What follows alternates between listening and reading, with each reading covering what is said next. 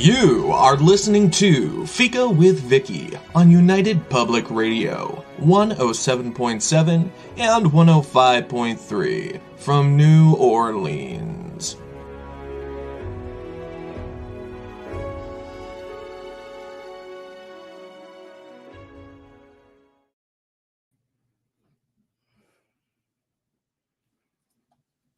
Hello, everyone, and welcome to Fika. Our guest today is Michelle Desrochers. Michelle is a paranormal researcher, investigator, and manager here on United Public Radio and UFO Paranormal Radio Networks.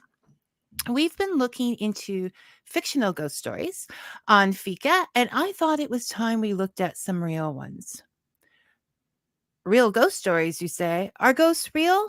And I think that's a decision we have to make for ourselves. But lucky for us, Michelle is only a couple of programs away on the ever popular Outer Realm, which she co-hosts with Amelia Pisano. And she's dropped by to help us find those answers. In fact, as a curious person and passionate researcher, she's still finding some answers about those things of high strangeness herself. Which doesn't mean she doesn't know a lot. It just means she knows there's more out there and she's still reaching. Michelle is a friend. Not the kind of friend you stop and have coffee with once a day, once a week, or even once a year, but the kind that drops in and changes your life. She changed my life when she took a chance and offered me a place for Fika on this station. And when it comes to things of high strangeness, that's up there. So let's sit back and enjoy the tales of Michelle's personal experiences and travels, and maybe make some comments or ask questions about our own.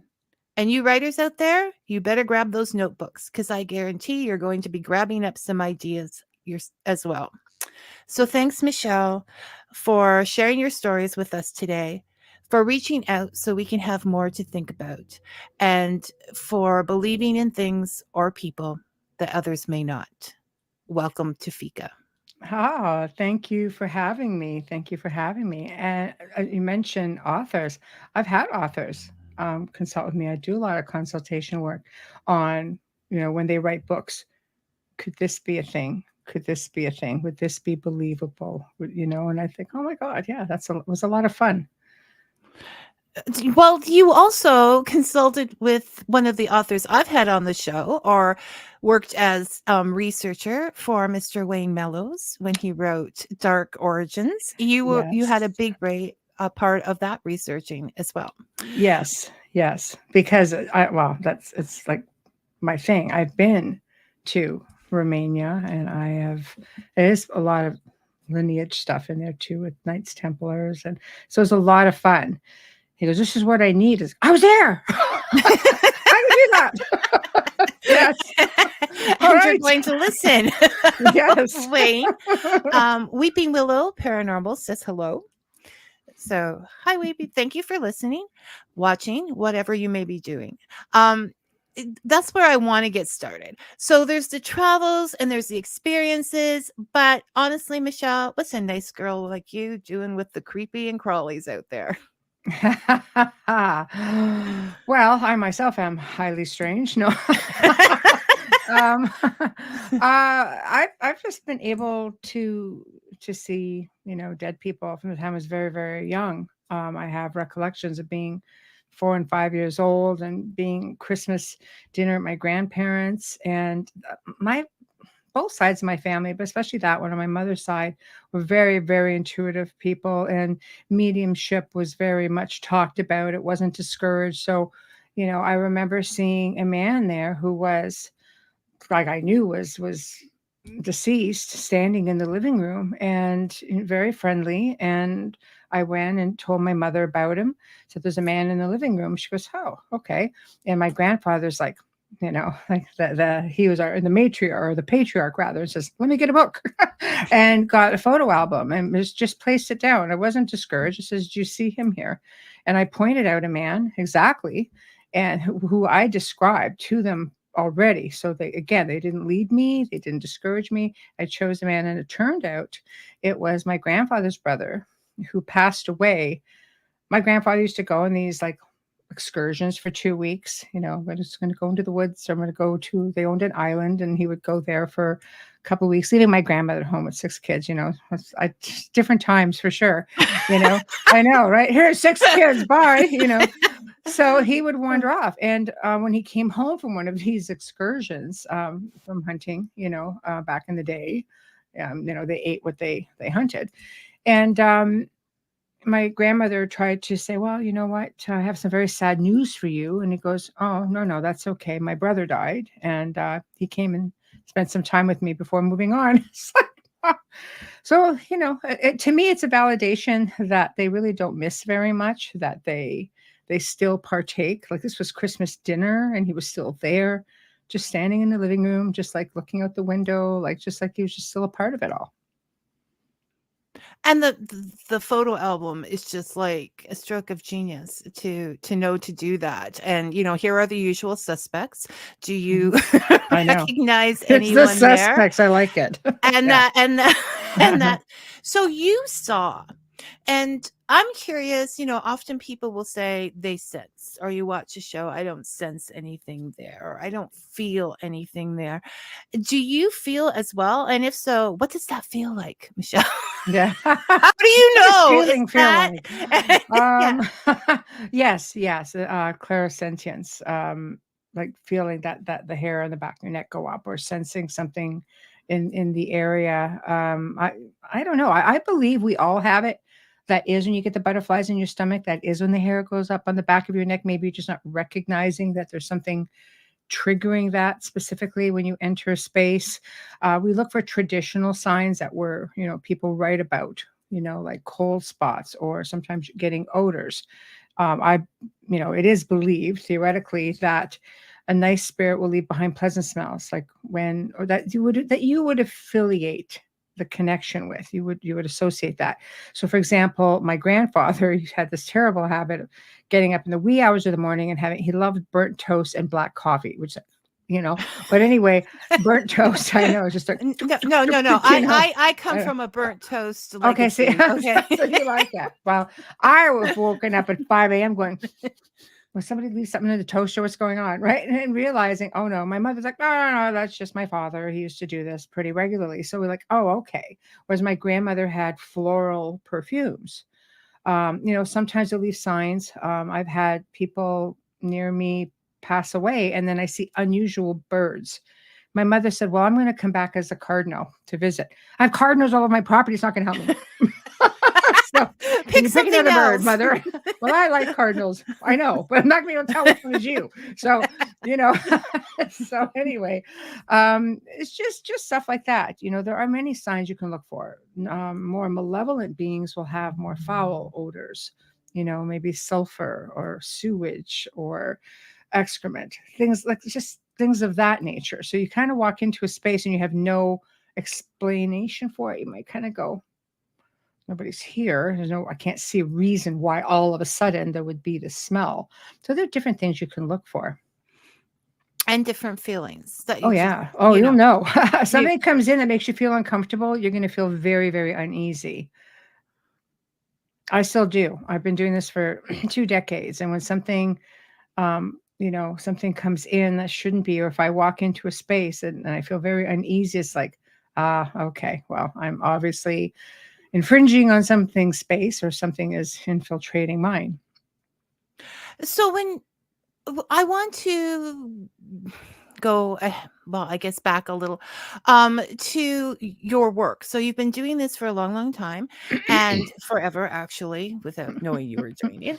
And then Canada's Most Haunted comes in.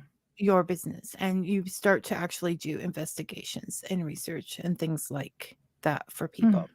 So taking this through a pragmatic thing, because I'm a person who likes to be prepared. So you feel like you have a ghost in your house and it's all gone a little crazy. How do you reach out to get help? Like, what would you advise people to do? Well, CMH, came into play around 2004 with a colleague of mine. We were doing ghost tours at the time, and we ended up parting ways and splitting the company. The tour was a tour company, and the CMH was a research company. And it was just a tag word that people would always remember, because I always used to get asked, "You're not like that, or British, most haunted, running around screaming all the time, are you?" So we thought it would be funny, and we just let's just go with that one. But it stuck and it rolled off people's tongues. I could remember it. So that's pretty much what people knew. That's where they went if they wanted to do research or film, things like that. That was just the parent company. And the best thing I could suggest is, if something is going on in the house, don't communicate. If you feel, it's such a long, convoluted explanation, because there are so many things that could lead someone to believe that they're having a really good experience.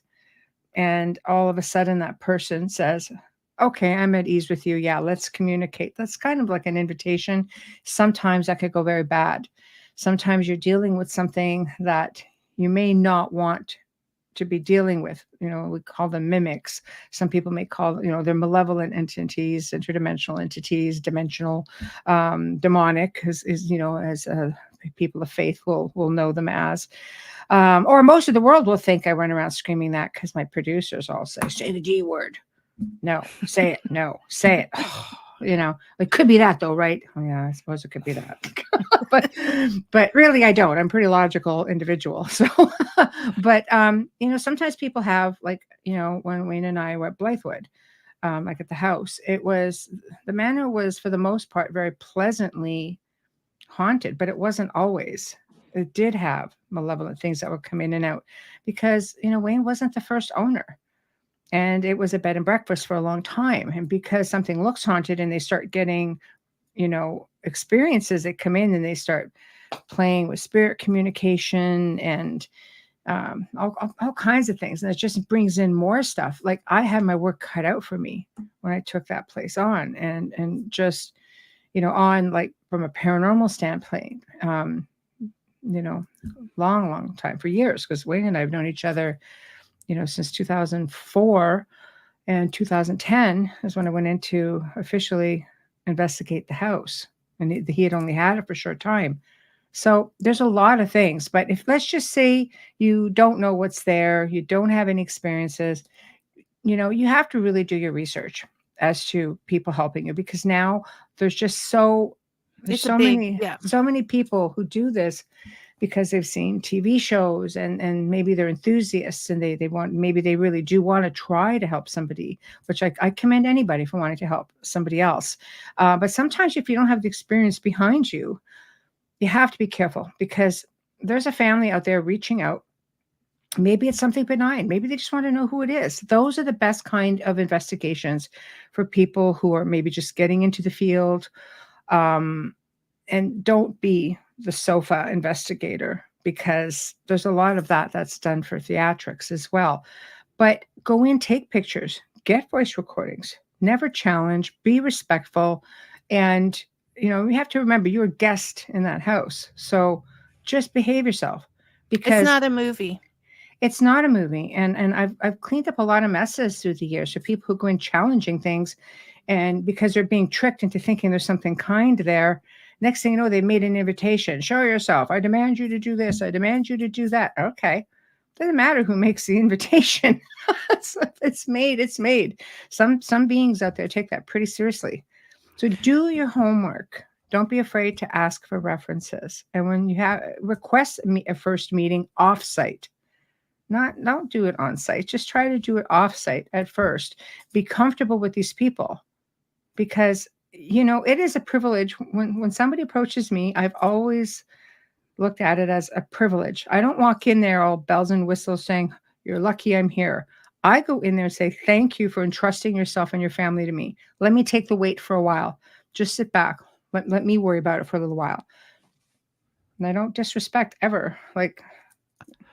So if somebody does want to have a close look at Michelle's first visit at the Manor House, when she first went in there, it is on Paranormal survivors of the second season, one of the end episodes, Oh isn't it? no, that's season 2. I was brought in by a family that my colleague and I assisted, and it's a very convoluted story. The second half, I became their expert, which, you're not really an expert in things in a field that you can't explain, but that's how I was labeled. So they just like the knowledge that I shared with them. But the story I was officially brought in on was basically a woman who we had helped. There were 2 houses involved. The one family would not participate in the show, so they made it look like they combined the 2 stories. So it made it sound like, we abandoned one family, and the truth of the matter is, one house got cleared, and we tried to work with the individuals to keep it up, because that's what I do. I still work with people on how to clear their own homes. I'm not going to be around forever. I want people to be versed as well. And this individual went on to start her own paranormal group and help other people, which was like amazing. But the other family remained in a really bad spot. We tried to clear the house that night ourselves, and we weren't given access to the whole house. As we were driving away, we realized as we came around this winding driveway, because you came in one way, when you went out the other way, there was a whole back part of a house that had been sealed off completely. We didn't even know it existed because it was under the tree line Often, like an old farmhouse. That's in the often what forest. happens. It used to be Yeah. an old trading post. Oh, I know. It was very interesting, but it was a really horrific haunting. And the individual that we did assist ended up messaging about 3 years ago and says, "You remember that 5-year-old boy?" I said, "Yeah, because he's 16 now, and he still needs help." And so our team now, Amelia and I, and we have a whole otherworldly team, remotely went in and removed the attachment because she's brilliant. So that's it. It was done. so how often when you get called into these things do you find that they're benign? Like, Well, my area of research, I've never done them. I don't do benign cases because I have always had an ability or knack, maybe the resilience, maybe because I do have nerves of steel. I startle, don't get me wrong, like anybody else, but I do have nerves of steel. And I just seem to be versed enough. It was just easier for me than a lot of people. And I found a lot of other researchers over the last, a couple of decades would just send me these type of cases. And I don't like to call them cases because they're people. But they were never benign. Not that you always go for the some that it was just projection, like people projecting energy, because you have to remember, whether there's something there or not, there's something that's making these people believe that they're under serious attack by something.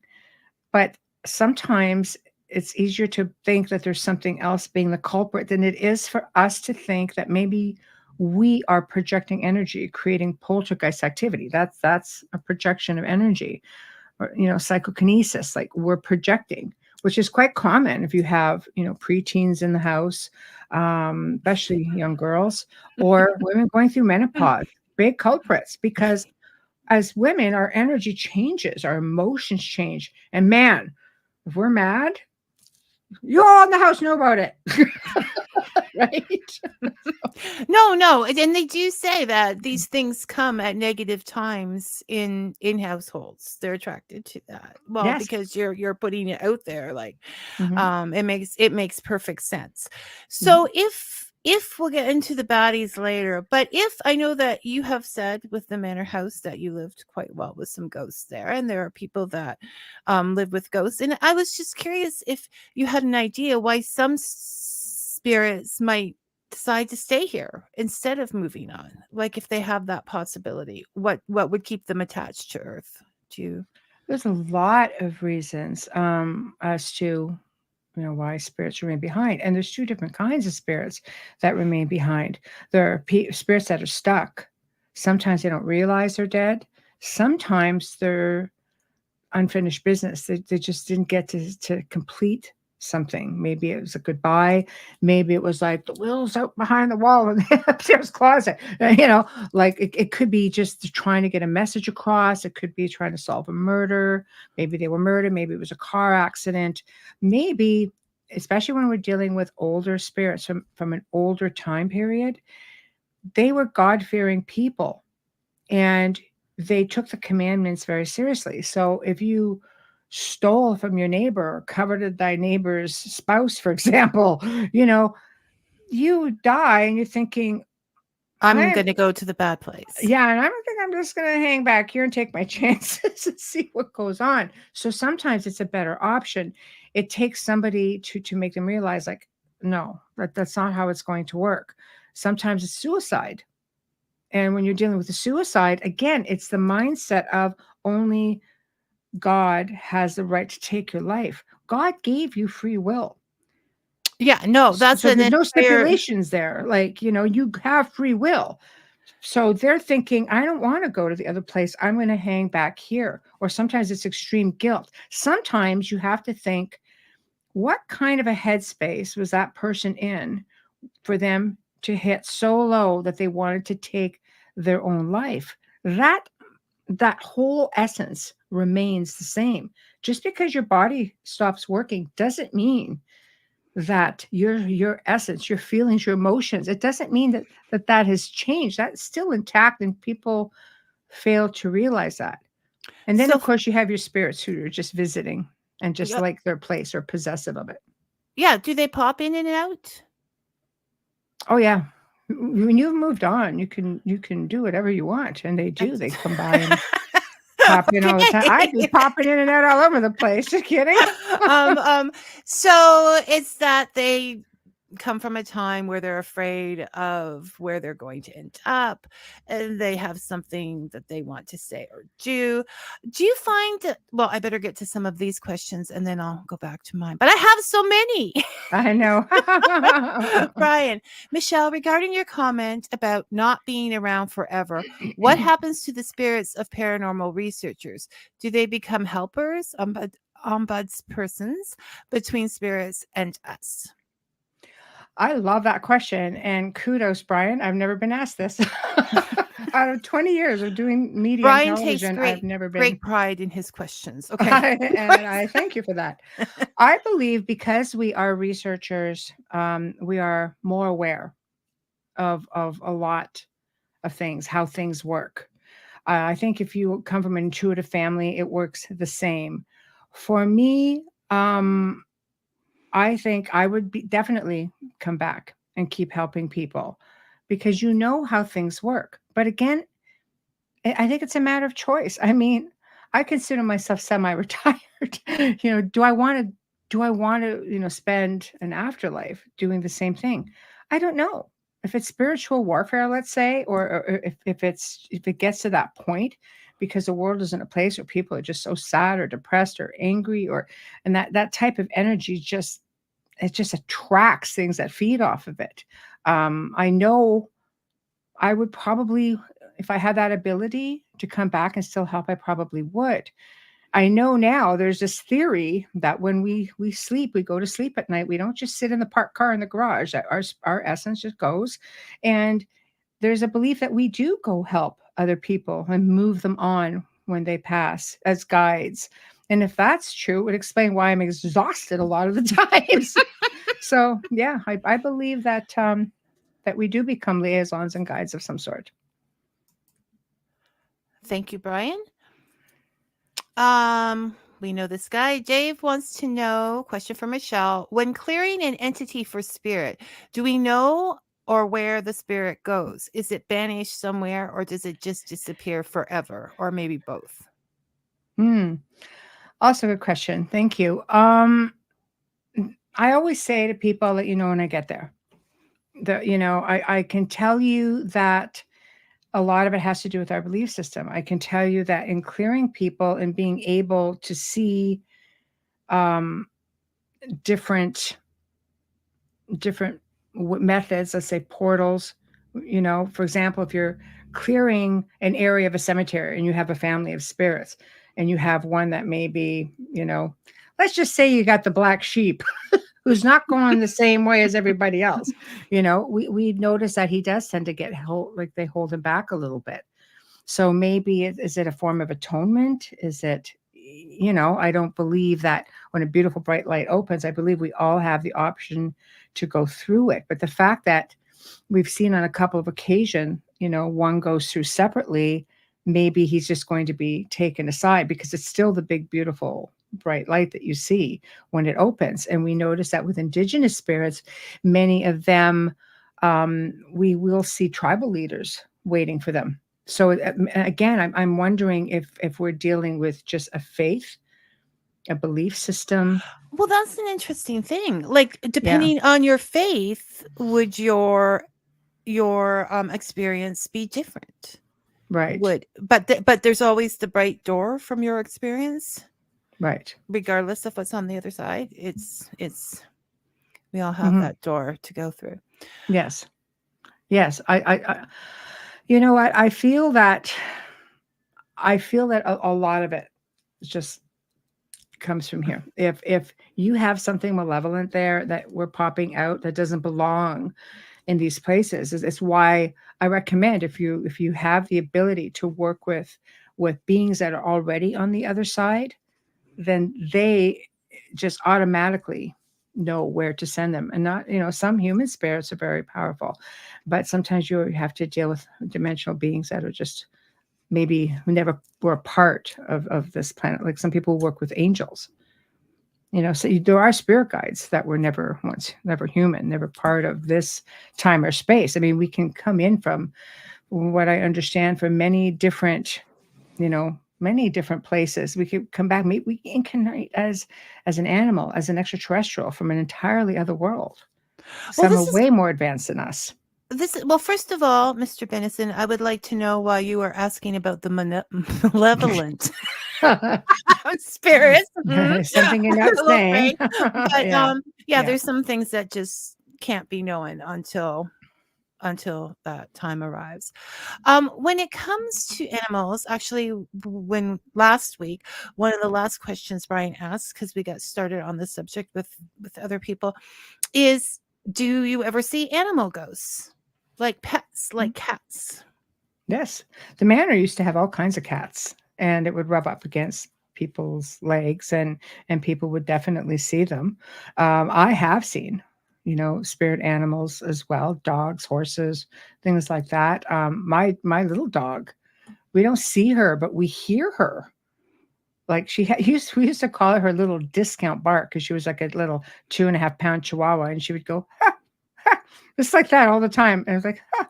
So we hear this sometimes very, very clearly. And I think, it just has to be residual, but then when we moved here, we still hear it. Well, when we talk about people who have unfinished business, a pet's business is to be there for us, right? Yeah. So they would probably be more likely to stick around than anybody. Mm-hmm. I know when we lost our dogs, I swear I would see them sitting in the chairs, like when I came around the corner, or you would just feel, or whatever, stronger with, see, now I'm getting a cold chill, but stronger with the animals than anything else. I think because they're so faithful to us as pets, and I believe that they can see more. They definitely see more than we do. I know of researchers who used to bring dogs or cats on investigations because they do see more. I used to tell people who would message me, I think there's something going on in the house. So how is your pet reacting? But on the downside of that, when something malevolent comes in and attaches to somebody, we find pets are very, very much susceptible to being victims because they can't speak for themselves. And it's a good place for something to attach and hunker down. Like we've seen it. I've had people say something's not right with my animal. There's something wrong. And we go in and you see, like my sister's cat did it. Its eyes went completely black.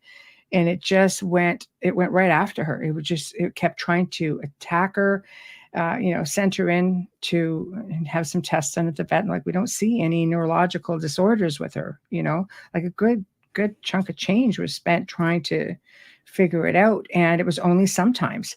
And I remember walking in the house one day, and my sister was standing there. My parents were standing there. This was like in adult years. My parents were visiting. It was like, around Christmas season. And she'd just come back. Went on a ghost tour and just kind of like took too much interest in a certain area that was known to have malevolent energy, and came home, and the cat just went psychotic. And I walked through the door and caught it midair. It was lunging, claws out, eyes black, just angry looking for my sisters, like for her face. And I caught it midair, and I just got, because I have very good reflexes. So caught her midair, put her down onto the sofa, and I knew, I could feel it. I could sense it. I'm like, no, not this night. And that was the end of that. And she remained like that until we took her to the vet and said, my sister said I had to relinquish her. She was attacking her on a regular basis. And as soon as, the vet got hold of her, she completely calmed down. Her eyes went back to green, and it was just strange. So it happens. So they're open. Yeah. Okay. Mm-hmm. Well, like children, like we talk about children being closer and more open. They are. Yes. Okay. I would like to think this applies to you as well, Brian. No. None of us are perfect, and we all carry around emotional baggage. When we pass on, do we carry around that baggage forever, or can it get healed? Well, I can give you an example, and I've seen this happen many times. I don't think we can move on with our baggage until we heal it. So I think this is why so many remain behind, if it's something that's gnawing at them. A really good example was Wayne's mother. She was just not a very nice lady. And when she got sick and he got called in, she was on her deathbed. I mean, he watched her take her last breath, and he was just like going, okay. All of a sudden she goes, comes back. He's like, he almost has a stroke. It's just like, oh my God. You have to ask him to tell you the story one time. He'll tell it better than me. Now, she basically came back an entirely different person. So what did she see? Now, she lived for another 6 months, I believe, 7 months. And the whole time she was leaving baggage. But at first she kept making comments like, because she had dementia, so she was losing her faculties. And she'd say, this darn train, she goes, I'm supposed to get on it, and they keep telling me I can't take my bags. And I'm like, right, hello. And Wayne's just going, can't take the bags. I get it. So she's got to dump the baggage. She's got to work through her thing. She wronged a lot of people, her children, especially grandchildren. So she slowly started making peace with all of them. And the bags became less and less. And this is how she visualized it. And she had traumatic things from childhood. She started making peace with that. And then people started coming to visit her. All of a sudden, she's highly intuitive, having conversations with people, but very calmly. She would be having a conversation with Wayne and say, 1 minute, dear. And she looks at her and goes, no, darling, that's not my cat. My cat has a tail, but it's a very pretty cat. Thank you. Carry on. Wayne's just like, he's like looking under things. Who's here? It very much was like that. She died peacefully in her sleep 6 to 7 months later. So she had a chance, and she got on the train. There was no baggage. So I think the key is, because I say we're all students in life, but especially in this field, we were continuously learning. Things change, people change, we evolve. And I think that we have to just get rid of our baggage. I watched my mom. My mother, my mother just had a heart attack. That was it. But it was just like, we found out, however, that she had cancer that she never told anybody about, which is not what got her in the end. It was the heart. But she started making this transition. And she was just making amends with her sister, who nobody liked. This woman did nothing but cause angst in the family. There was no close relationship. I think there's only one person, one sibling that would speak to her. Now there's none. So she made peace, and she'd say, you should talk to your aunt. I went, no, I'm going to hell. Not doing it. Nope. But she transitioned right down to her final hours, and we just saw her healing. So I think, Brian, that's the best way I can answer it. I really think that you have to live every day being the best person that you can, because if you die suddenly with all this baggage, will it be enough to hold you down, or is that where atonement comes in, perhaps? So then sometimes getting a prognosis, what did I just say? Never mind, skip it. That your time is coming up could be considered a good thing, because you're given that notice and you have time to take care of things that you want to take care of. I think it's fantastic.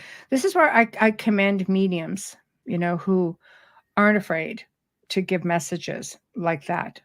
I personally have never. I do readings once in a blue moon, and that's only if I have a spirit nagging at me enough, because I'm sitting across from somebody who has to have a message.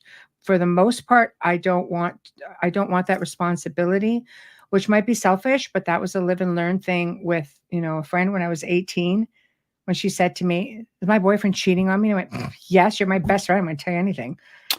And she tried to take her own life. So I realized, but that wasn't your. No. But if you had proof without the mediumship, okay, we're going to get into ethics. Yeah. If you had proof without the mediumship, you would have told her anyways, Michelle. Yes, That's I would have. So, and it was the right thing to do. But I had no tact, because this was my best friend. I'm like, I've got you. I'm your wingman. Yes. Well, of yeah, course you shouldn't have done it in Michelle's style. Right? Come in, slam dunk. Yeah. But I learned, no, you have to have tact. But I also learned that it's a big responsibility, and that there are people out there that will hang on every word a medium has to say. So for me, I've had mediums, sometimes they'll say, do you want to know everything? Or they'll say, I don't say those things. And I'll say, well, I want to know, because I am one of those people that would take complete advantage of that time I had left, and finding my peace and making peace with people in my life that are important. And I've already started that process. Just, even with, when your kids say to you, when I was 5, this happened. And I'm just like, well, I'm very sorry. I didn't know this that when you were 5 that this happened. But, I think it's really important, because Wayne's mother, it was all about her adult children who had horrific lives with her, because the type of person she was, from the stuff she harbored from the time that she was a child. So I've got all of my children to cover all the bases, and said, if I did anything, I apologize. And I spend every day of my life always trying to make up for something that I may or may not have done. Like, kids remember things, you're thinking, when did that happen? We as parents are busy. We don't remember things happening. But to them, it's a really big different thing. Perspective of in the moment importance. Now, this is very important, Michelle, and your answer is going to affect my life. Brian wants to know, does this mean I should start being nice to Vicky? I think you should start paving the way for that, Brian. Yes, absolutely. But in Vicky's defense, I don't know how anybody could not be nice to Vicky. See? That's all I know, right? And it's just a game we play. But yeah, I think we need bumper stickers made up with that. I know. Be nice to Vicky. No. Right. Vicky has her own stuff too. Right. So you feel like when that baggage is not there, those people are held back until they have a chance to. I believe it's a very strong possibility. There's also the theory that they will go for, again, I think it's the belief system that, you go back for atonement. What do you do if you don't have a belief system? Again, I'll go back to Wayne, because he had a friend who was complete atheist, and he died in a motorcycle accident. And he wandered for like 5 years. And then all of a sudden, Wayne started having visions of him. Like, he's just going, I don't know why, but he keeps coming to my mind. Can you check on him? We're like, okay. And sure enough, the guy was just stuck right on the highway he died on. And we're just like, okay, we're going to move you over. I can go. Yeah, I sure can. I believe it's just a dimensional thing, personally. It's not so Yeah, you're much just up and walking down. to It's just another dimensional. Yeah, a portal opens up for you. and into Go home. another part Go. of existence. Yeah, go home. Much better over there. you know. Are you sure, Michelle? You're telling us all I'm that. hoping, Vicky. I'm hoping. Then you get there and go, oh, Well, there's crap. people waiting. And then you have amends I to think I make. underestimated this one. Yes. Yeah, exactly.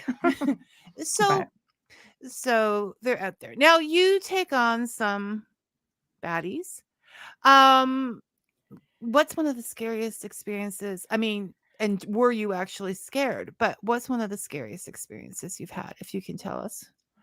um, I think everything is unnerving, per se. But I grew up having my own attachment, so I learned pretty early on that this was a thing. And it was long before, I'm going to age myself a bit, but that was long before internet and paranormal TV shows. So I had to learn how to cleanse myself, So I just went to the local library, got a book on witchcraft and cleansing, just cleansing spaces. I really didn't know what else to do. And I realized very early on that it became about mindset. It wasn't about so much the actions that I was doing and the words that I was using, but it was about the power behind the words and the strong intention behind the actions. It was all about me taking control.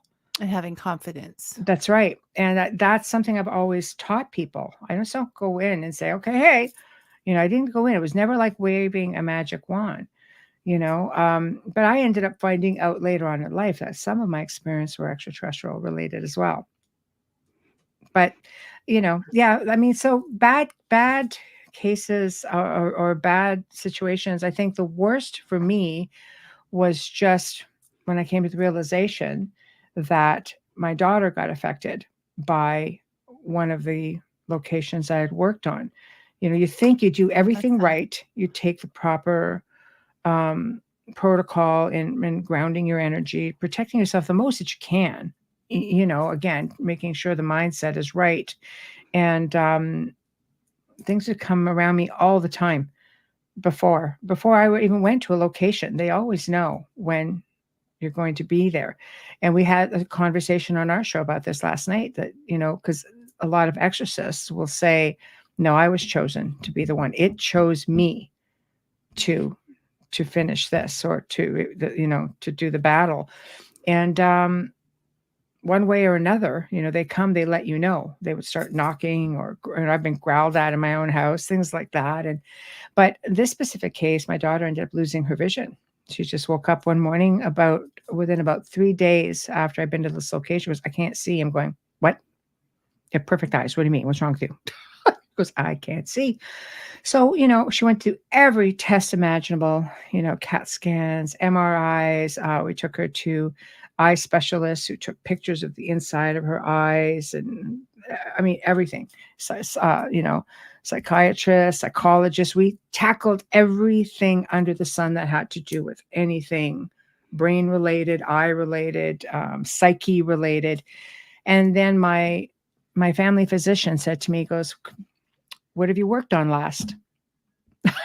It takes my family doctor to say, because we were friends. A man of right? science. Man of science says, what have you worked on last? And I went, oh my gosh. And I knew I was supposed to go back.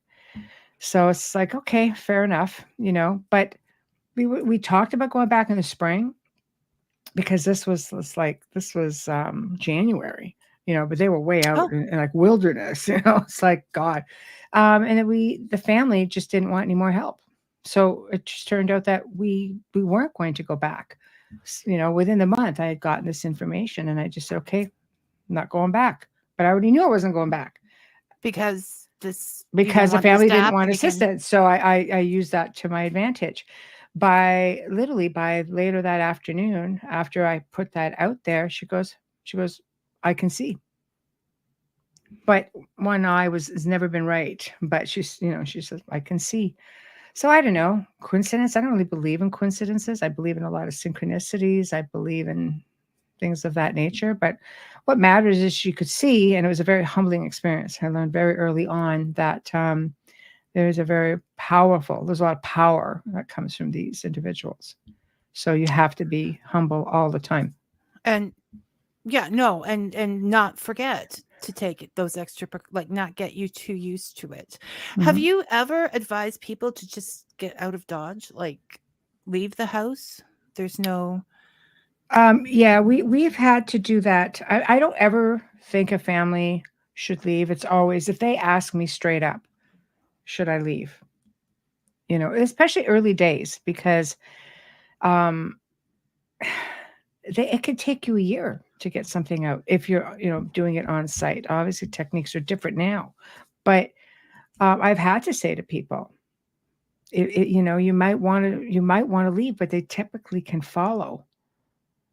So so that's not always it's the not always safest an plan. option. I truly have seen people because at one time I used to have an 18 to 24-month waiting list if you wanted me there in person. And I was like, they do take long. I would always make sure the prior was finished before moving on. I didn't want any like bleed through as I called it, and then I would need time in between there to meditate, to cleanse, and just to try to be as normal as possible in that time frame and regroup. Then I would go on and take another. I've worked with a lot of deliverance ministers. I've worked with a lot of non-Catholic exorcists who go in there and take chances, and you take a chance every time you go in. So sometimes it comes down to, you might want to try to leave, but you can be followed. And sometimes you have haunted people. It's all them. They're the ones with the attachment. Doesn't matter where they go. It's not the house. Why would they get an attachment? Because the person finds something like, well, because we're talking about different things. We're talking about spirits. It could be people that they knew. It could be Mm-hmm. ancestors, and then we're Mm-hmm. talking about multi-dimensional Mm-hmm. creatures, kind of thing. That's what I'll Right. just call them, Sure. to sort of round it Yeah, all out. absolutely. So what would attract that to a person? Many things. It's believed that negative energy is food for certain types of beings. They thrive on it. I mean, you get a lot of that. Let me get my tin hat for a minute. You get a lot of, the conspiracy people who, and I say that very gently because it was a term invented by CIA. They want to just don't to try to discourage people from, their credibility. But there's a belief that a lot of the world's elite are very much like this. That's why there's so much negativity, war, money problems, keeping everybody busy and sad and angry and division. And, that's a theory, of course. But the point I'm trying to make is it's a type of energy. Sadly, this type of negative energy attracts certain beings. It's food for them, more so than laughter, which is right. Um, So go ahead. Sorry. yeah. Oh, no, no, no, no. I was gonna say that I'm safe. No, Yes, you're safe. You're bubbly. I know. not always. Stan. But That's Brian. let's say you have anxiety or depression, or you've been bullied, or you have addictions. You're grieving. Sadly, even something as simple. And grieving is not simple. Believe me. I'm living it. My mom been gone only 6 months, but um, grieving opens a door because it's a sadness, and it's just heart heavy, but it opens a door for things to come in and fool you into thinking you're dealing with a loved one, because people want signs so desperately. They're inviting that in. They're not thinking about where those signs could potentially come from. So in this time, I mean, there is a lot of time spent just thinking with the internet, with listening to a lot of different things and a lot of sadness out there. And that the possibility of taking action, like to get up and walk and go for a walk and whatever, could change Yeah. the world. just that one little thing passing on from one person to another. So we need to walk away from the negativity, I Yes. think. Yes. And that means walking away from it, turn it off. It's a Well, let's lifestyle face it, most change. of it's coming from a source, a certain source that is uniting the entire world. So Yes. just turning that off and walking away. I know that I feel like I was much more happier before Facebook. I mean, it's not that I hate Facebook or I blame Facebook, but I think they were happier times. Yes. I think you need to walk away from looking at all the terrible things that go on. Some people put their whole lives, in a comment. You're just like, oh my goodness, you realize how much sadness there is out there. I say ground your energy. There's techniques you can do. You can do earthing, which is like when I laugh at people, I say, no, go hug a tree. And they're like, what? No, No, trees are sentient seriously. beings. They communicate via the root system. They're willingly sharing their energy with you, and you have elementals that nurture these trees and forests and plants and animals, and they get really ugly if it's not taken care of. But I'll often say, live, love, laugh, open the windows, dance, laugh, watch a funny movie, whatever you can, raise the vibrations, raise the frequency. They can't, they starve with positive energy. You see, we're the ones that feed them because they keep doing this thing of divide and conquer. They make you bicker within the household and create situations and infighting. And this is just, it's a vicious circle. Well, because we are so driven by society to show our virtue. If something bad is happening on the other side of the earth that you can't do anything about, no matter what you do, you can't do anything about it, then Mhm. you must be miserable. If something's happening to me, I want those people to go happy while you have a chance. I mean, we only Right. have so many Right. opportunities to. Right. So it's coming out from under that, I think, that cloak. Mindset, life change, be positive. There's just so much negative, and part of that all comes from social media, television. We just seem to be living in a really, unstable, dark times. But it doesn't have to be that way for you. You are in No, charge no. of your environment.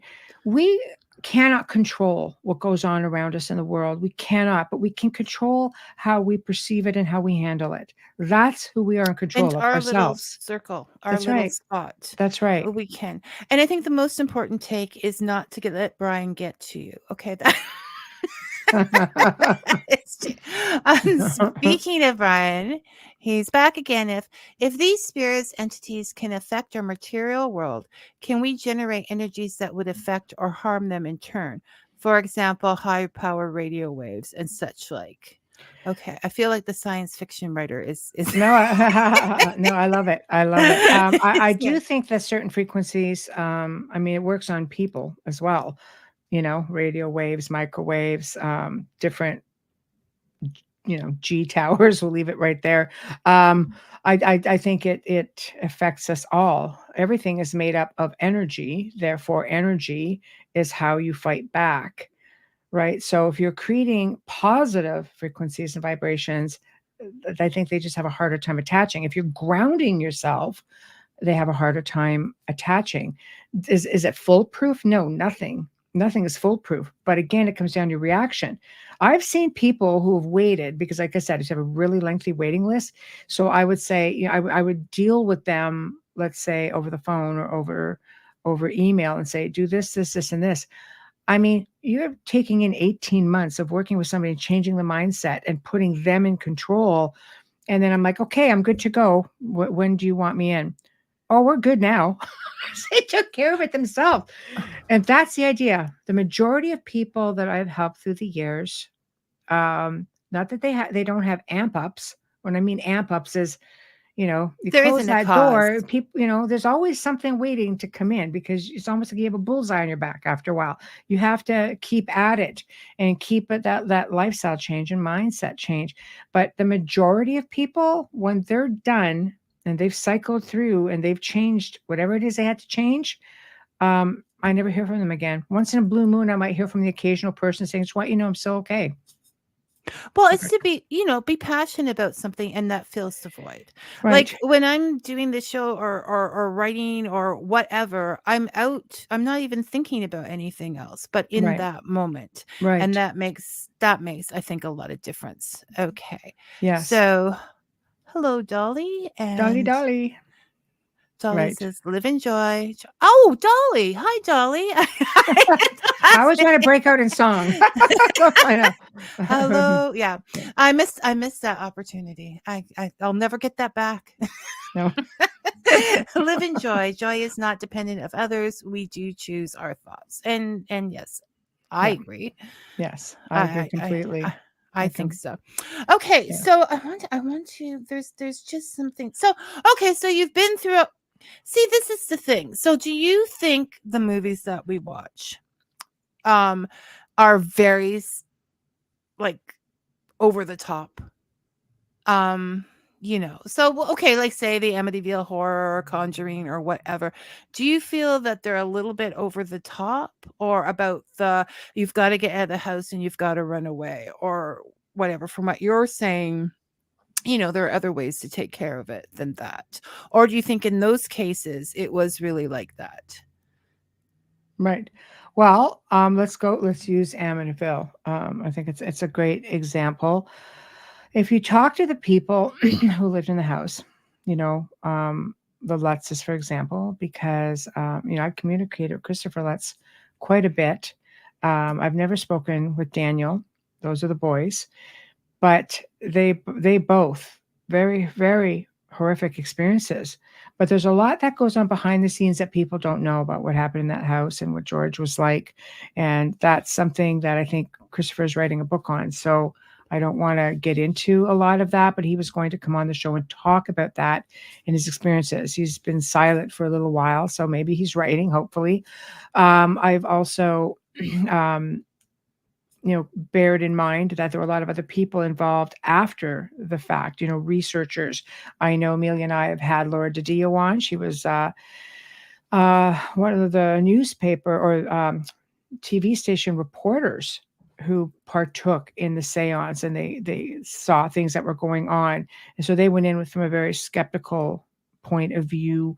And Ed and Lorraine Warren were there, and oh my God, I think Hans Holzer had his hand in it. I mean, there was a lot of different people who were there investigating. So I think it comes down to, was it fake? The movie embellishes everything because They want to be entertaining, and yes, I agree. yes, JR, I enjoy them, so we're not me too. knocking the movies for that. Okay, No, we're just this me is a too, me Fika too. thing. I We're trying do. to find the difference between fiction and fact. So it's the perfect. Exactly. Well, I mean, I do shows, where I've sat in a chair for hours and they ask me questions and I give them 4 logical answers. There's only one they're interested in. Could it be a demon? Well, because they want the clicks, Okay. right? Yes, I suppose it could be a demon. Can you say that? It could be a demon. And the whole world thinks I run around going, "Oh, there's just screaming demon all the time." No, what about the 4 logical answers I just gave you? Demons get clicks, Michelle. I Logical know. answers They don't do. get clicks, No, and they people don't. want to get clicks. No, So they don't. I'm not in it for the clicks. I'm in it Yes. for the things. Exactly. I I Exactly. I enjoy those movies. Yeah, me too. But yeah, so you're saying there can be cases where it's just a whole combination of messes, a Well, particularly strong entity, perhaps with some other things going on that there was a just lot create. of l- logical things that were happening that surrounded George as well, which I'm sure will come out when Christopher's ready to tell that story. But when push comes to shove, the people who experienced it swear by it. I think the biggest mystery falls with the DeFeos, the murders. We know that the um, family was grounded.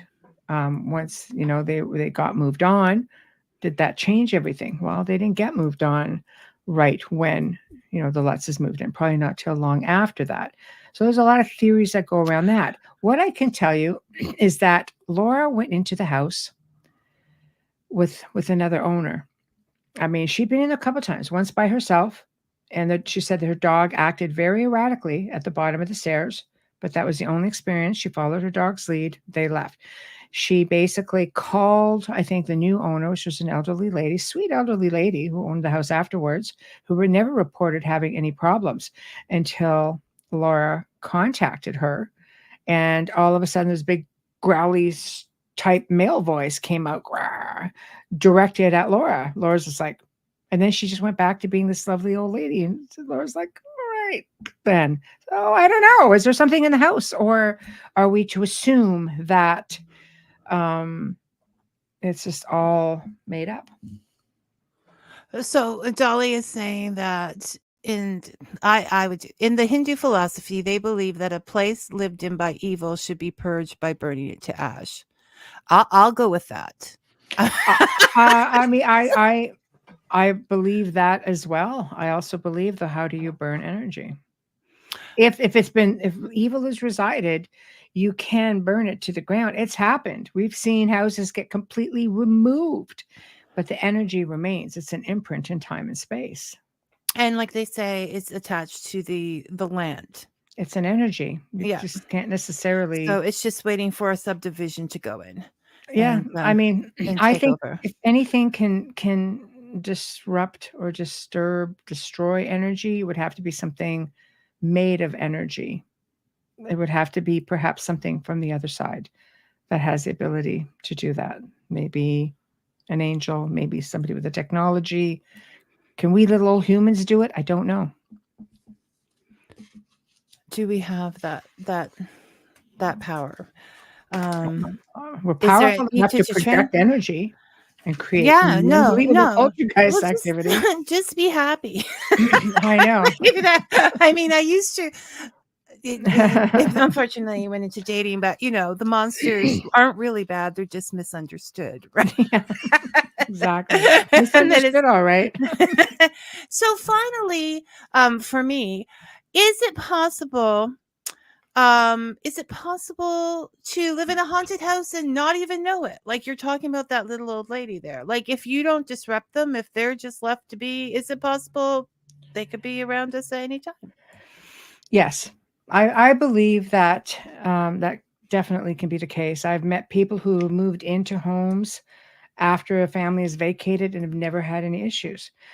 Sometimes I had somebody send me back when they used to have the old answering machines, right? Sent me a recording and they said, okay, well, we've been living in this house. I'm just sending this to you so you can document it in case we ever have a problem down the road. And it was just some crazy growling that came through. And he goes, we've been here like 6-7 years, never a problem. And we just got this. If you don't ever hear from me, we don't have a problem. I went, okay. Sent it to me. Never had a problem. It was just sometimes people activate things. Maybe they start changing the house around. Maybe they maybe have somebody, who starts going through menopause or puberty, or the energy somehow is changing. It always comes back to that. Although you can understand how. Never mind. I'm going to just get myself in trouble. Okay. So we'll just Dolly. Okay, we need to keep up with the comments as they come because I'm not always sure.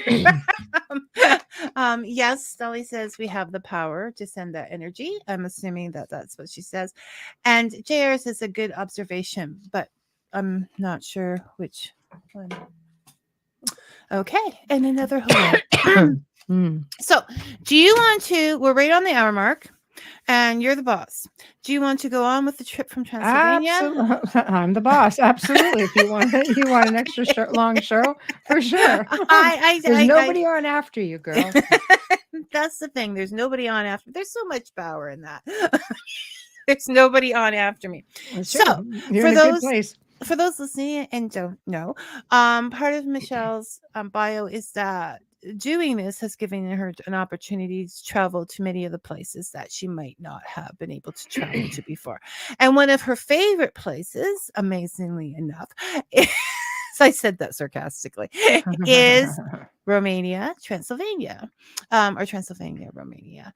So Did you want to tell us? Well, okay, I'm curious because you said when you were near the haunted forest. I'm not going to even try to pronounce the name. When you haunted forest, Oh you my said God. you heard whispers, or you heard whispers while you were in the villa. You heard ghost whispers Oh no, somewhere. there's just different parts of Romania that we've had experiences in. I mean, how do you not? Like leading up to this, I've had a lot of readings were done when I was exploring a lot of past life stuff, and I was being led to different places. But I spent about 3 weeks there, and a lot of different things started unfolding, shall we say. So we decided we because with myself and my friends and colleagues on CMH, Melissa and Adriana, and then we had a skeptical dude with us. It was just like friend of a friend sort of thing, right? So we're like, okay, we're just gonna go to all the places that we want to see. When you go to Romania, Transylvania, you go to the castles. You go to, for me, it's where the history was. And of course, it was the time of Vlad, Tepesh and Hoyabatsu, which was the forest, is one of those places that is considered to be, and I didn't want to know a lot about it at first. I just wanted to go and experience it. But we came to find out that it's under no-fly zone. It's considered to be Romania's Bermuda Triangle. It was named after a shepherd that went missing a lot of years ago with a herd of like 100 sheep, maybe 500 sheep. It was something astronomical that just disappeared, never seen again. And then there was a tale of a little girl who was 5 years old who went missing and then resurfaced 5 years later wearing the same clothes, but she was just like a ragged little doll and she just wasn't right mentally anymore. I mean, I can imagine going through a portal and coming back, you're going to be, right. But anyway, it was a very unusual place. And we decided we would go check it out because there was a show I used to enjoy watching, which I won't say on the air, but they had a lot of bad experiences there. And the people that filmed on behalf of this TV show was the University of Cluj. Hoiabaciu is in Cluj. And they went in and they brought the team in and they did the filming. And a year after these horrific experiences, they went back and did it again. Still had horrific experiences. We happened to be 3 days behind a really famous TV paranormal show whose host was having like a meltdown in the forest. Well, we went in, I'm like, okay, whatever, is over dramatic. We went in the afternoon. I want to have an idea what this place was like and get a feel for it. And a lot of people don't realize they go looking for one circle specifically, but there are two. So if you don't get the right one, you're defeating the purpose. So we did our homework, got the right one, and then I had a little nap just so I could, have a little sleep, take it all in. And we were there the night of a supermoon. And people said, oh, you want to go in on a supermoon. I understand. You want to feel all this extra power. I'm like, no, I just want to get my ass out at 2 a.m. It's a 4-kilometer hike. I want to see where I'm going. You can see. See the logic, right? The logic of it all. So we went in and it was all these crooked trees. Like I have pictures I could show you, but all these crooked trees, no birds, no animals in this area of the forest at all. Bugs, it was just bizarre. Got to the circle, made our way in, and realized how silent this was. We had some lunch. We brought lunch with us, and I'm sitting there going, it's eerily silent, except for a droning sound in the background, like a humming. Mm-hmm. I felt like doing a mantra. It was just so perfect beat. Yeah. Sound like an energy, like it did. It actually, motor. When I think about it now, it sounds like a portal. Yeah, is what it sounded like to me. Based on other locations I've been to that have had smaller ones, smaller scale. But I thought, okay, this is interesting. At the time, it didn't really click in. So we waited until it got dark, and then the supermoon lit up, and it was a nice July evening, and the whole circle all of a sudden went bright, bright, bright, bright. And there's 6 ways in. Earlier that day, I saw this man on a cart. Remember, you're on the top of a mountain. A man in a cart with oxen, just pulling, going through the circle. Oh, wooden wheels, big solid wooden wheels. And I'm looking at him going, I just like to run up to him and just poke him. Let's see if he's real. And it could have been, and he looked at me very oddly. I looked at him very oddly. It's like, okay, whatever. So anyway, he came, he went. I ran to the path where he went through, and I didn't see anything after that. It's just like, okay, whatever. So, Adriana, one of my researchers, and again, friend, says, I'm going to go to each circle. I'm going to do voice recordings, or each entrance. I went, okay, but don't go near that one right away. Just don't. Like, it feels like there's just a big energy patch there. And she said, okay. So once she got to that, Melissa and I were standing there looking at her, and the skeptical person. We call him the skeptic because he plays a really big part in this. And I always welcome it for a different point of view. Sorry, it's very dry.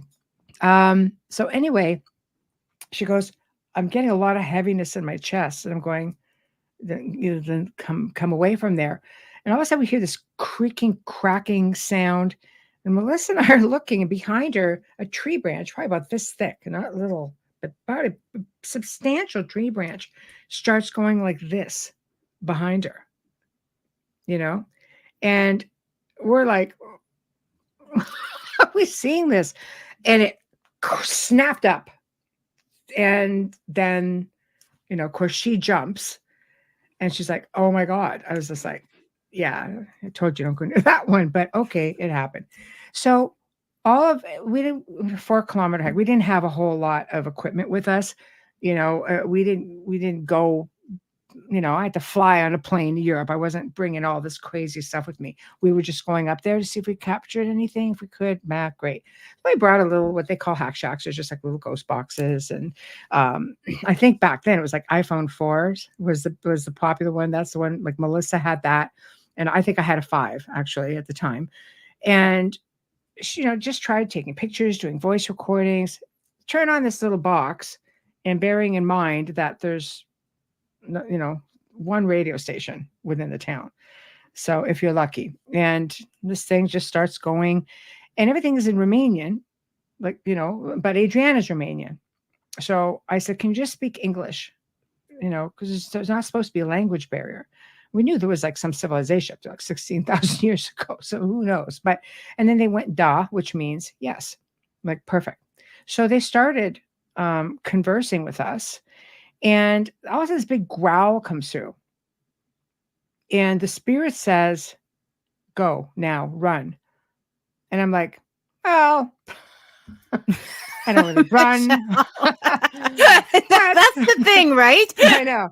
No, but I will be respectful, and because the spirits are very concerned for our safety, and we're like, okay. But before that, we were getting ballroom music, really, really old type of music, and a spirit came through and said, Vlad the Torturer. We're just like, oh. Because we knew he'd come through the area, obviously, on his way to Hundora, right? Which is where he was held captive for like 10 years. So it's like, okay, it's definitely possible. And, but then when he says, go now, run, then the best part of the whole night for me was the skeptical guy. Honestly, he turns around and he goes, is that supposed to happen? I don't really think that's supposed to happen. And I'm like, what? And it looked like the tree line, the top of the trees were going down. Like there wasn't a breeze to be had. It was so hot that night. You're in the middle of July. It's freaking hot. And the tree line looked like something was coming over it. Was it the illusion of the tree line? Yeah. But all 4 of us are kind of going. And when the skeptical guy goes, I don't think that's supposed to happen, you're kind of paying attention because it's not your mind running away from you. He's like onto it. And then it was, go now, run. So I said, I will take my exit gracefully. I will walk away. Of course, I did. And I wandered off, and we all, walked out. You have to do it safely. It can't be ridiculous. You're not running anywhere in the At middle night of in a a forest, forest in the you're night. You gonna want to trip over a root and knock well, you your want to eye find your out. way out as well, right? There's 6 ways in and out. You need to get your bearings, and it's very easy to lose them. There was something at our heels, literally the whole way. We can hear them crunching, in the brush beside us, and got to the hotel, and the whole night. This is a state of the art hotel. You couldn't even get power in your room unless you put a card in the wall and it powered everything up. It was just really green type of environment, and all night long, things pacing, things walking in our room, in the room upstairs. We're just like, what the heck? And the girls had experiences for months after that. So there was, and you think it all comes from the port. You think it's portholes to various dimensions I believe it's within. something. The locals catch photographs of UFOs over top of there all the time, lights in the trees, like big orbs like going in within the trees. The trees aren't right, obviously. It's there's just a lot more to it, and I guess it is said to be the It's a most haunted mystery. forest in the world. Yeah. Well, when you talk about I just have to. When you talk about portholes, my son and I were talking the other day. We were saying, perhaps it's just two sides of a porthole, just unsuspectingly, showing up in each other's life. Like if you were taking a shower and suddenly you saw through a porthole another person, you would yell, "Get out!" Darn straight. Like throw something out of the portal, buzz off, Yeah. And But the it next thing you know, happens. you're a demon, right? So and you were I just know. trying to take a shower, but in that world. It's like a time shift too, though. People, their stories. I mean, I've heard of 2 in modern times from people I know who this has happened to somebody they know or to them, where they walk outside and they go around the house, they're playing, and they come back and they're at their house. The people that they were just there with weren't there. They could hear them, they can't see them. Then there's a missing time. So, they go back around the other way because they realize something's wrong. And the one guy goes, I just did a counterclockwise thing to see what would happen. And he came back because he could hear them talking. And they're like, where were you? You've been gone for 2 or 3 hours. It's like, gone for 2 minutes. So like a Rip Van Winkle thing. I think so. They're gone and Mm. come on. Okay. From Dave, isn't there a controversy over which castle is truly Dracula's, or should I say Vlad the Impaler's? I know there's Bran Castle, that is usually the one that but there's another castle that's in the mountains that I believe to be his true castle. That is believed to be his true castle. Yes. Well, there's several castles. Bran Castle is the most famous castle. It's where all of the films have been shot at. There's no proof that Vlad actually went to that castle ever. It was a border castle, and they don't believe. Some say, oh, he spent 2 or 3 nights there. And then there's others who say, no, he never stayed there at all. There was a palace in Tergoviste, which was said to be the family palace. And you can visit it today. It's a lot of it's in ruins, but there's a lot of it that's been rebuilt. Like they're fixing it. And then you have Poyanari, which is what I think maybe you're thinking about, which was a fortress on the top where his wife allegedly, well, not allegedly, she threw herself into the river from there That was so when sad. the Turks were approaching. Yes, and then there's Hundora, where he spent 10 years imprisoned. So As a child, which could really mess no, with that was someone's. adult life. Oh, what's that? Didn't he get taken away as a kid or younger? Yes, he was taken away by the Turks. When the Turks invaded, it was customary to keep peace. That obviously would send. the 2 eldest, usually sons, who would be the ones to take over the throne, were sent to stay with the Sultan. They were sent in Turkey, and at that point they were trained in the Turkish belief system. The Turks were smart that way. They knew we train the future leaders and then we put them back in place, and we're not going to have trouble with them because They're alliances. they're one of ours. So Vlad and his brother Radu were sent. I think Radu might have been 3, Vlad was 5. and they were abused. I mean, they were abused on different Yeah, levels, no, it was but they were taught. This is where impaling was taught. They think, that Vlad was just this mad impaler. Probably was, without a doubt. But everybody impaled in that time. And the it was the Turks, Middle Ages, and exactly. it wasn't a nice time. Nobody No, was, but the Turks were notorious for it, and they're the ones that passed that down. Radu remained as part of the Turkish army, and in the end, it's believed that he was responsible for the death of his brother, even though there's a lot of mystery that surrounds that. So, yeah. So, and the actual story itself, I mean, Stoker could have just gone in there and made a composite of everything, that he did. Is that right? It's not the story, but yeah, no supernatural, just like really bad times. There, Yes. history back in the day is not as nice as people think that it was. It was not. No, not at all. But it's an exceptional place, and there's definitely parts of the country where time stands still. It's just so. It's to me perfect. People are like, well, why would you want to go to a place like that? Because it's an exceptional place, and you have to have an appreciation for it. People don't realize that in Bran, that there are vineyards and that there are ski slopes, and people go visiting year round that have nothing to do with, Vlad Tepes at all, or the Dracula lore, even though that's what the tourism promotes. But I mean, haunted, the castle's exceptional, and then you have Pelesh Castle, which was, the prince of Romania at the time who stayed there, and then they left back in the 80s when they were under dictatorship, and the castles were all given back. And he just said no. He just gave it to the country and said, keep it as a tourist attraction, cousin of Prince Charles, right? So, but Bran, this is where I had one of my experiences. I was staying in a villa not far from Bran Castle. And Melissa and I were bunkies throughout the trip, and she stayed in one bed and I stayed in another bed, and beautiful, just at the base of the Carpathians, just unbelievable. And then about 7 a.m. in my ear, I hear Michelle really loud. And I was just like, I was, about stroked out at 7 a.m. because I'm like, who gets up that early? But anyway, so I looked over at Melissa. She's out like a light, as she should have been. And I was just like, well, hey, that's interesting. So who was trying to get my attention? No, I was looking it up, doing a little background for this, and I was looking it's like, oh, we have pool, it's just like a family villa, and we have games, and there's hiking, and I'm like thinking, oh, I need to go here, and then I realized that it was in Romania. It was like, just to experience that. You can see that it's very much a family oriented, just go for the holiday. But it's cheap to go. Your most expensive part will be your flight.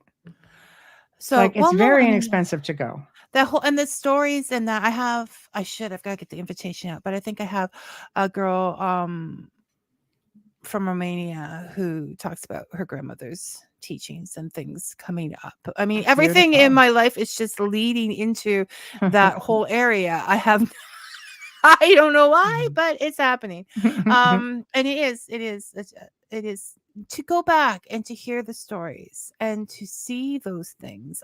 This is what we've lost. Mm-hmm. I think it's phenomenal.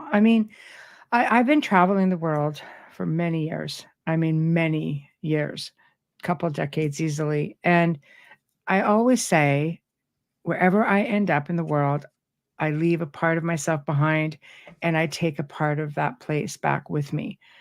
I've been to unbelievable places. I've been very, very fortunate.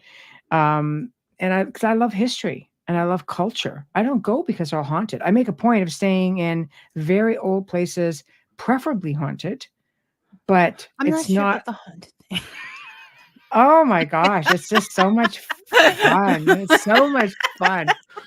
I really like it. You're sleeping and somebody's walking around you at night, and I'm just kind of like going, who is it? I just love that sort of stuff.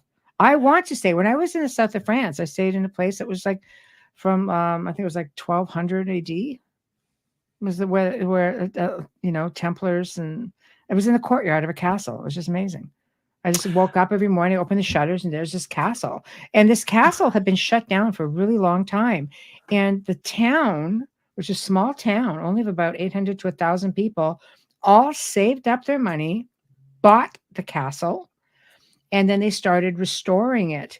When they opened it up, they found the largest collection of Renaissance art in the entire of France. In fact, when we were there, they had people from the Louvre that were in there documenting and doing preservation work before they could open it up, because some of it was on the walls. And this is what we talk about when changing the energy. These are passionate people who are following what they Yes, love, as you do. And that's how you go to another dimension, right? In this one. I think so. I mean, I love history, but I remember when I was younger and I went with a bunch of girls to a bed and breakfast and was in this room and we were sleeping, and the girl that was sleeping in the room with me was like, Vicky, did you say my name? And I'm like, no, I didn't say your name. And she's like, oh, okay. And she rolls over and I'm like, no. If I didn't say your name, Yeah, we don't want to talk name? to whoever it was. Yeah, I'm we like, don't care. let's get this worked out. I want to know Yeah, who's here. right. But no. I just, it is, I don't know. When we've taken trips, it's always been to see something. It's not Yes. like, because we can lay around at home, right? Yes, When you go exactly. I'm someplace, like you that. want to see it, and then you have a different experience than anybody else who's been there visiting. It's true. It's true. I like to meld, into the culture. I want to absorb the culture. I want to look at the architecture. I want to relish in the history. I spent a lot of time in museums. I remember being on a trip where my friends were on a beach somewhere, and they were doing an excavation not far from our hotel. I wandered off. Everybody's on the beach. I wandered off, and I was just watching it, like kind of like, somebody felt sorry for me and said, and they go like this, and I went, my little face perked up. I was all happy. So they gave me a little chisel and a toothbrush. I was there for 8 stinking hours. My friends are coming by looking for me, going for dinner. I'm like, go away. No, I'm busy. I'm doing stuff. I am never going to have this chance again. And this is all I want to do. You can. I mean, even if we're in Philadelphia, we will walk down the streets forever just looking at the architecture, because the buildings are so beautiful. And we would get up early in the morning and just walk through the town looking at them all, because there's so much to see. So you don't get bored. No, exactly. And that to me is what it's about. But hey, to each his own. You could probably find ghosts anywhere you go if that's what you're looking for. Go on a cruise, go on. I'm not looking for them. What? I'm happy. No, I'm not terrified or anything. I'm just, I mean, of those things, I just, I don't know. I would be obsessed with helping them get rid of their bags, and then it would take up too much time. What do you need to do? But no, actually, no, this has been a great talk, because it has been a talk about passions, and you're passionate. You're a very passionate person about what you're interested in, and it makes a lot of difference to the world and for the world. So thank you for sharing all of these things. It's a pleasure. Yeah, we have to do this again. Just chat, because we never get a chance to in real life. I know this works. Yeah. Well, I mean, this is easy for me. It's like in the afternoon. So we'll just do, a periodic. Michelle and Vicky do Fika, because they don't get a chance otherwise. I know. And who knows where the conversation will go. That's it. I'm versed in many things, thankfully. So we can just go all over the place. Yes. So thank you for stopping in and giving us an idea of what the factual world of ghosts is like, and of these stories that we read. I know that's up for opinion, but I'm just going to say world. I can attest that it's my world anyway. In your world. Well, you have in my world a lot of experience with it, so we'll go with that, and we will talk to you later. Okay. Thanks, Excellent. Michelle. Thanks for coming. You. So that was a great conversation. Perfect time of year talking to Michelle. We all behaved ourselves. Thank you, Dolly. And we all enjoyed ourselves and learned something new. So I'm just going to not be looking at the comments. I'm going to turn the comments off now. So if I miss anything, I'm sorry about that. You know how we end things here? Until we see you again, may your coffee stay hot and your stories be sweet. Thanks for listening, everyone.